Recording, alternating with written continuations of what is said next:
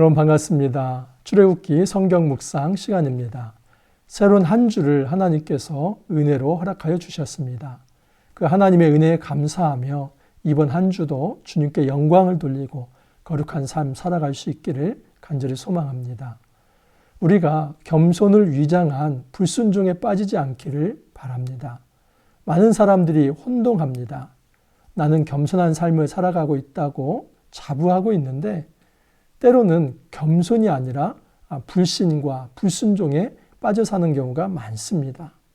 예를 들어서 하나님, 저는 약합니다. 저는 그 일을 감당할 만한 힘이 없습니다. 이거 매우 겸손한 것처럼 보입니다. 여러분, 저는 이처럼 자기 한계를 인정하는 거, 이거 잘못되었다고 말하는 사람이 아닙니다. 저도 늘 하는 고백이 하나님, 저는 너무 연약해서 이러한 일들을 감당할 수 없습니다. 이런 말을 많이 하고 삽니다. 근데 문제는 무엇이냐면 하나님께서 내가 너와 함께 하겠다 분명한 확신을 주시고 그것이 성령을 통해서든 또 말씀을 통해서든 그리고 환경과 사람들의 조언을 통해서든 하나님께서는 분명히 하나님의 뜻을 나타내 주시는데 그 분명한 하나님의 뜻을 알고도 저는 할 수 없습니다. 이렇게 말을 하는 것은 겸손이 아니라 교만입니다. 여러분, 겸손은 하나님 앞에 서는 것이고 교만은 하나님 없는 삶을 살아가는 것입니다. 그러면 우리는 하나님께서 함께 하시겠다고 말씀하시는데도 끝까지 저는 그 일을 감당할 수 없습니다. 이런 말을 해서는 안 됩니다. 그것은 겸손이 아니라 바로 교만의 삶이기 때문입니다.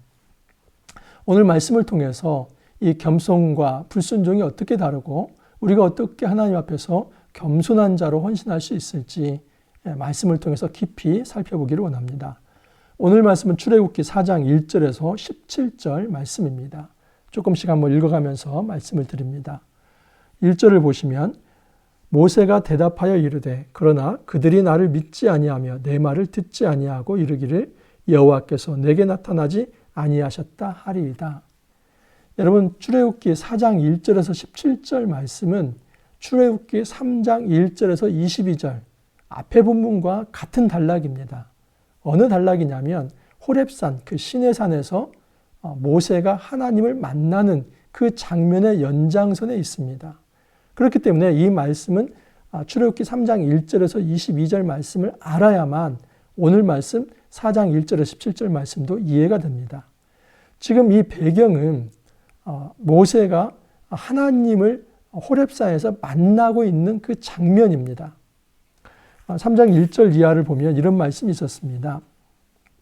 모세가 그의 장인 미디안 제사장 이드로의 양을 치더니 그때를 광야 서쪽으로 인도하여 하나님의 산 호렙에 이르매 여호와의 사자가 떨기나무 가운데로부터 나오는 불꽃 안에서 그에게 나타나시니라. 그가 보니 떨기나무에 불이 붙었으나 그 나무가 사라지지 아니하는지라. 모세는 이스라엘 백성이라고 하는 그 양떼를 치는 지도자가 아니라 지금 미디안에서 장인 이드로의 양을 치는 목자였습니다. 여러분, 40년 동안 모세는 낮아져서 자연인이 되었습니다. 하나님의 뜻을 행하는 그런 하나님의 미션을 수행하는 그런 하나님의 대리통치자가 아니라 그냥 자연인으로 돌아가서 다른 사람의 양을 치는 사람이 되었습니다. 근데 그가 하나님께 부름을 받습니다. 그곳이 어디냐면 호렙산이고 시내산입니다. 그런데 그 떨기나무가 있는데 불이 붙었습니다. 그런데 그 떨기나무가 타지 아니합니다. 여러분, 불, 바람, 뇌성 다 어떤 현상이라고 했습니까? 하나님의 임재를 나타내는 그 신현 현상이라는 것을 말씀을 드렸습니다. 지금 불이 붙었지만 타지 아니한다는 것은 하나님의 임재를 의미합니다. 그곳에서 하나님께서는 모세에게 내게 가까이 오지 마라. 이곳은 거룩한 것이니 내 발에서 신을 벗으라. 그렇게 이야기를 합니다. 여러분, 이것은 모세를 하나님의 종으로 삼아주시는 그런 상황입니다. 시내산 자체가 마치 성전과 같습니다. 그 성소에 하나님이 임재하시고 그리고 거룩하신 하나님 앞에 아무나 다가갈 수 없다는 것을 하나님께서 말씀을 합니다. 하지만 하나님께서 그를 종으로 삼아주시고 하나님께서 그를 하나님의 사역자로 삼아주신다면 그는 하나님 앞에 설 수 있다는 사실입니다. 이때 모세는 매우 두려워했죠. 그래서 얼굴을 가리면서 감히 하나님을 쳐다볼 수 없었습니다. 근데 그때 하나님께서 모세에게 자기의 정체성을 드러내십니다. 3장 6절에 이런 말씀이 있었죠. 하나님 배웠기를 두려워하여 얼굴을 가리매 여호와께서 이르시되 내가 애굽에 있는 내 백성의 고통을 분명히 보고 그들이 그들의 감독자로 말미암아 부르짖음을 듣고 그 근심을 알고 내가 내려가서 그들을 애굽인의 손에서 건져내고 그들을 그 땅에서 인도하여 아름답고 광대한 땅, 젖과 꿀이 흐르는 땅, 곧 가나안 족속, 헷 족속, 아모리 족속, 브리스 족속, 히위 족속, 여부스 족속의 지방에 데려가려 하노라. 이제 가라. 이스라엘 자손의 부르짖음이 내게 달하고 애굽 사람이 그들을 괴롭히는 학대도 내가 보았으니. 지금 하나님께서 모세를 부르시는 것은 분명하죠. 그것은 이스라엘의 지도자로 삼아서 학대받는 애굽으로부터 이스라엘을 구원하기 위해서 내가 너를 지도자로 세웠다 하는 것입니다. 근데 그때 하나님께서 자기를 소개하시는데 어떻게 소개하냐면 젖과 꿀이 흐르는 땅, 가나안 족속, 헷 족속, 아모리 족속, 브리스 족속, 히위 족속, 여부스 족속의 지방에 데려가려 하노라. 어디서 많이 들은 말씀이지 않습니까? 이것은 최초로 나온 것은 창세기 15장입니다. 하나님께서 아브라함에게 두 가지를 약속하셨죠. 그것은 씨와 땅이었습니다. 죄라, 이 자손과 땅을 약속하였습니다. 근데 그 땅이 바로 지금 말씀드린 이 가나안 지방의 땅입니다. 그 땅을 약속하신 하나님께서 다시 모세를 부르신 겁니다. 그렇기 때문에 하나님은 자기 언약을 기억하시면서 이 모세를 불렀다는 것을 알 수 있습니다. 여러분 그 전에도 2장 24절에 이런 말씀이 있었습니다. 하나님이 그들의 고통소리를 들으시고 하나님이 아브라함과 이삭과 야곱에게 세운 그의 언약을 기억하사. 하나님 두 가지를 기억하신다 말씀을 드렸죠. 하나님은 하나님께서 아브라함에게 하신 약속, 그리고 또 하나는 그의 백성의 고통소리. 하나님은 그의 약속을 기억하셨고 그의 약속대로 그의 백성을 구원하시려고 하시는데 지금 현재 이 현실 속에서 그의 백성들이 고통스러워하는 것을 하나님은 긍휼의 마음으로 지켜보고 계셨다. 하나님은 그의 백성을 기억하시고 하나님은 그의 약속을 기억하고 계셨다는 것을 말씀을 드렸습니다. 이처럼 하나님은 자연인으로 돌아간 모세를 이제 신의 산, 하나님의 산에서 사역자로 부르고 계시는 겁니다. 그래서 이것은 모세의 소명 장면이었습니다. 그래서 모세에게 사명을 주시죠. 그에게 이제 바로에게 가서 하나님의 백성, 이스라엘 백성을 내오라. 그런 말씀을 하나님께서 하십니다. 근데 모세가 여기에 또 항변을 했었습니다. 3장 13절 이하를 보면 모세가 하나님께 아뢰되 내가 이스라엘 자손에게 가서 이르기를 너희의 조상의 하나님이 나를 너희에게 보내셨다 하면 그들이 내게 묻기를 그의 이름이 무엇이냐 하리니 내가 무엇이라고 그들에게 말하리까? 하나님, 물론 좋습니다. 하나님 저에게 나타나 주신 것 감사합니다. 하지만 제가 만약에 이스라엘 백성에게 간다면 그들이 나를 향해서 너 하나님 만난 거 맞아? 그걸 어떻게 알 수 있지? 그리고 하나님 이름은 뭐야? 이런 말을 한다면 저는 아무것도 대답할 게 없습니다. 라고 이야기를 하는 겁니다. 이것은 모세가 여러분 트라우마가 있었습니다. 지금 40년 전에 그 애굽에서 쫓겨났던 것은 그의 백성들의 배신 때문이었습니다. 자신은 그 지도력을 가지고 정치력을 가지고 그의 백성을 애굽 내에서 이제 해방시켜서 진정한 자유를 주고 싶었는데 그런 마음은 알지도 못하고 그 백성들은 모세를 지도자로 삼으려고 하지 않고 오히려 모세를 반역자로 고발하는 이 사실에 여러분 정말 치를 떨면서 이제 이 광야로 쫓겨났던 것입니다. 그래서 사실은 모세는 그 애굽 땅에 다시 돌아갈 용기가 없었고 또 백성들 만나는 것이 트라우마가 있어서 정말 할 수 없다고 생각을 했습니다. 근데 그때 하나님께서 자신이 누구인지를 또 드러내시죠. 나는 스스로 있는 자다. 하나님의 존재 자체가 누구에 의해서 만들어진 것이 아니라 하나님의 존재는 절대적 존재입니다. 그 전에 어떤 것도 존재하지 않습니다. 세상의 모든 것은 하나님에 의해 창조된 것입니다. 하나님께서 먼저 계셨고, 근데 그 하나님은 어떤 것으로부터 발생된 것이 아니라 처음부터 영원부터 영원까지 계시는 분이십니다. 그 하나님께서 자신의 이름을 그렇게 드러내면서 만약에 백성들이 묻는다면 그렇게 가서 이야기하라라고 얘기를 합니다. 그러면서 이스라엘 자손에게 또 자신을 이렇게 표현하라고 합니다.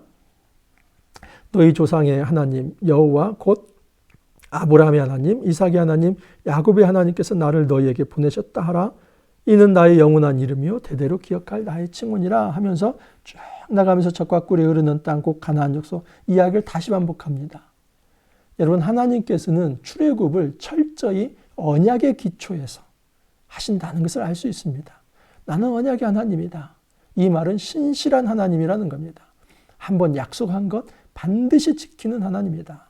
400년이 지났지만 그 언약을 잊지 아니하였으며 백성들의 고통 소리를 내가 잊지 아니하였다. 내가 반드시 구원하리라 라고 말씀을 하신 겁니다. 자, 여기까지 듣고 모세가 4장 1절에서 이렇게 이야기를 한 겁니다. 모세가 대답하여 이르되 그러나 그들이 나를 믿지 아니하며 내 말을 듣지 아니하고 이르기를 여호와께서 내게 나타나지 아니하셨다 하리이다. 여러분, 그들이 누굽니까? 이 그들은 바로 이스라엘 백성들이죠. 이스라엘 백성들이 나를 믿지 아니하며 내 말을 듣지 아니할 것입니다. 모세는 정말 두려움과 이 트라우마에 예속되어 있습니다. 이전의 상처 때문에 더 이상 용기를 내지 못합니다. 여러분, 이 트라우마라는 것이 이런 것입니다. 내가 어떤 일에 있어서 깊은 상처가 있으면 그 상처가 나의 발목을 잡아서 단 한 걸음도 앞으로 나아가지 못하게 합니다. 두려움 때문에 용기를 내지 못하고 단 한 걸음도 결단을 내리면서 한 발짝을 떼지 못합니다. 바로 이 정말 트라우마와 이 상처 속에서 더 이상 이제 백성들을 위해서 뭔가 일을 해야겠다는 그 의지 자체를 상실한 그 모세가 하나님 앞에 이야기를 하는 겁니다. 하나님, 물론 저에게 나타나서 말씀해 주신 것 감사한 일이지만 저는 감히 나아갈 수 없습니다. 백성들은 절대 제 말을 듣지 않을 것입니다. 라고 얘기를 합니다. 자, 근데 그때 하나님께서 시청각 교육을 하십니다. 2절 이하를 보면 여호와께서 그에게 이르시되 내 손에 있는 것이 무엇이냐? 그가 이르되 지팡이니이다. 여호와께서 이르시되 그것을 땅에 던지라 하시매 곧 땅에 던지니 그것이 뱀이 된지라 모세가 뱀 앞에서 피하매 여호와께서 모세에게 이르시되 내 손을 내밀어 그 꼬리를 잡으라. 그가 손을 내밀어 그것을 잡으니 그의 손에서 지팡이가 된지라.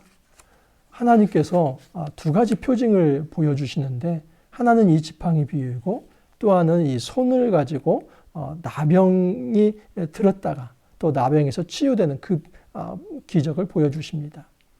모세에게 이런 얘기를 하시는 겁니다. 너에게 손에 들려있는 게 뭐냐? 지팡이입니다. 그거 던져봐. 뱀이 됐습니다. 그러니까 뱀이 됐는데 그 뱀의 꼬리를 잡아라. 여러분, 뱀 잡는 사람들이 꼬리 잡는 경우 있습니까? 절대 꼬리 잡지 않습니다. 꼬리 잡으면 반드시 뱀에게 물릴 수 있습니다. 그래서 뱀 잡는 사람은 반드시 뱀의 머리를 잡습니다. 그래야만 뱀을 제압할 수 있기 때문입니다. 근데 그 꼬리를 잡으라고 하는 것은 사실은 믿음이 없으면 할 수 없는 일입니다. 왜냐하면 독사에게 물려 죽을 수 있지 않습니까? 근데 꼬리를 잡으니까 다시 지팡이가 됩니다. 이건 엄청난 기적이죠. 지금 두려워하면서 감히 용기를 못 내고 있는 모세에게 내가 너와 함께하고 있다는 표징을 이렇게 보여준다. 여러분, 이 지팡이는 하나님의 지팡이가 됩니다. 하나님께서 그 지팡이를 쓰십니다. 내일 말씀인데 4장 20절에 이런 말씀이 있습니다. 모세가 그의 아내와 아들들을 나귀에 태우고 애굽으로 돌아가는데 모세가 하나님의 지팡이를 손에 잡았더라. 여러분, 지금 모세는 자기의 지팡이라고 표현을 합니다. 근데 하나님께서는 그 지팡이를 하나님의 지팡이가 되게 하겠다. 이 모세가 양을 칠 때는 자연인의 그냥 나무 막대기에 불과하지만 그 지팡이를 하나님께서 쓰실 때는 하나님의 지팡이가 되어서 이적, 어떤 능력과 기사를 일으킬 수 있는 그 수단이 될 수 있다는 사실입니다. 내 손을 한번 품에 넣어봐라. 그러니까 품에 넣었더니 또 빼봐라 했더니 여러분 나병이 걸렸습니다. 이 나병은 천형이라고 생각을 했습니다. 다시 손을 집어넣어봐라. 또 빼봐라. 이전에는 정말 보드라운 그런 살결로 회복이 되었습니다. 이 두 가지 기적은 딱 한 가지 메시지를 전합니다. 그것은 하나님의 능력으로 너와 함께 하겠다.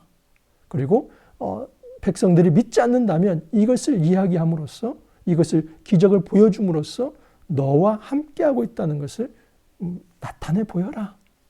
이런 것을 하면은 많은 경우 너를 믿을 것이지만 너가 하나님으로부터 보냄받은 자라는 걸 믿을 것이지만 그것도 믿지 않는다면 이제 나일강에 있는 물을 좀 퍼다가 쏟아봐라. 그러면 피가 될 것이다. 8절 이하를 보면 여호와께서 이르시되 만일 그들이 너를 믿지 아니하며 그 처음 표적의 표징을 받지 아니하여도 나중 표적의 표징은 믿으리라. 그들이 이 두 이적을 믿지 아니하며 내 말을 듣지 아니하거든 너는 나일강 물을 조금 떠다가 땅에 부으라. 내가 떠온 나일강 물이 땅에서 피가 되리라. 여러분 하나님께서는 삼중장치를 하는 겁니다. 이 막대기 지팡이를 던져서 뱀이 되게 하고 뱀을 잡으면 막대기가 되게 하고 또 이 손을 품 안에 넣으면 빼면은 나병이 걸리고 또 다시 넣었다 빼면 보드라운 살이 되고 이것도 믿지 않는다면 이제 나일강에 물을 갖다가 부으면 피가 되는 나일은 여러분 생명의 젖줄입니다. 그래서 이 나일은 하나의 애굽의 신이었습니다. 그 문화에 살고 있는 이스라엘도 마찬가지로 이 나일은 생명을 공급한다고 생각을 했습니다. 그 나일강이 범람해서 그 옥토가 만들어지고 그것에서 농경 문화가 형성되지 않았습니까? 그런데 그 나일강에 물을 부었더니 피가 된다? 그것은 나일이 이제 더 이상 생명을 공급하는 것이 아니라 죽음의 강이 될 것이다 하는 하나님의 경고가 포함되어 있는 것입니다. 중요한 사실은 하나님께서 이 표적을 행하는 것은 미래에 모세가 행할 것을 먼저 보여주는 것입니다. 실제로 이 일들은 이스라엘 백성에게만 하는 것이 아니라 지금 모세가 나중에 누구 앞에서 합니까? 바로 바로 앞에서 합니다. 파라오 앞에서 이 기적들을 행하고 첫 번째 기적이 이 나일강을 이제 피로 물들게 하는 그런 기적입니다. 하나님께서는 어떤 사람을 훈련시키지 않고 바로 쓰시는 경우가 없습니다. 오늘 제 아들이 이제 공군으로 입대를 합니다. 여러분 어떤 육해 공군, 이 3군 어떤 군대든지 입대를 하면 반드시 어떤 걸 받습니까? 기초 군사 훈련을 받습니다. 공군은 5주입니다. 육군은 4주인데 여러분 그게 4주가 됐든 5주가 되었든 기초 군사 훈련이라는 걸 받습니다. 군대에서도 훈련 받지 않으면 절대 이제 군인으로 세우지 않습니다. 우리 하나님 역시 마찬가지입니다. 하나님의 사역자로 쓰시기 전에 하나님은 모세를 이미 훈련하고 있습니다. 그 소명 단계에서 하나님의 함께 하심을 모세가 체험하게 하고 그 확신을 가지고 이제 현장에 가서도 그것을 할 수 있도록 하나님께서 미리 훈련을 하신다 하는 것을 알 수 있습니다.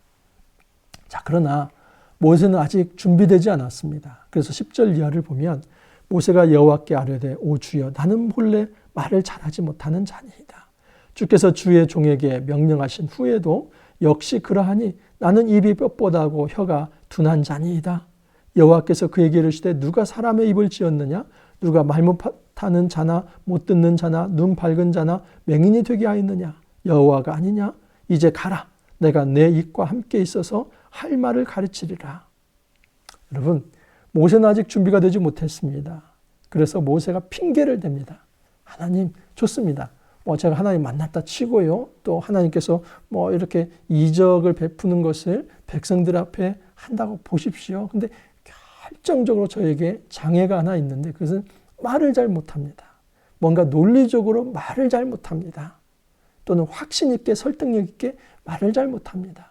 저는 말을 못해서 이 백성들을 끌어갈 만한 그런 능력이 없습니다. 근데 하나님께서 이렇게 말씀을 하십니다. 누가 사람의 입을 지었느냐?